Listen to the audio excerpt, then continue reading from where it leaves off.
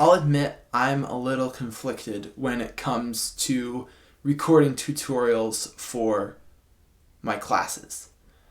On one level, the tutorials allow for a very personalized experience. The students are able to learn at their own pace by pausing and playing the video. They can rewind and focus on very specific moments and learn skills by kind of having this differentiated learning experience that is so familiar to the YouTube generation.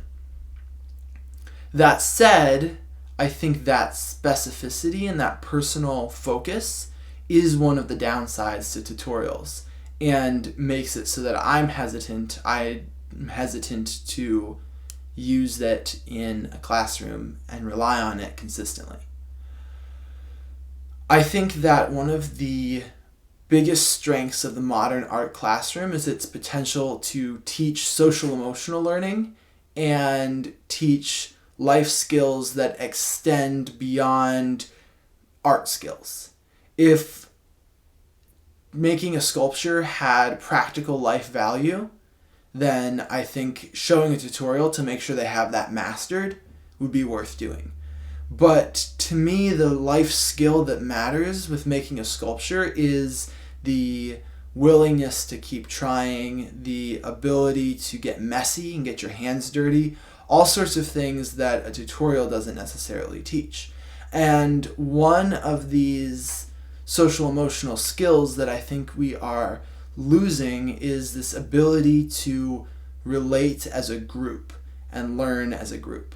And so teaching a tutorial where you say, "Hi, it's me, I'm a human person, and I'm going to teach you guys, my students," that allows for an opportunity for a community of art makers.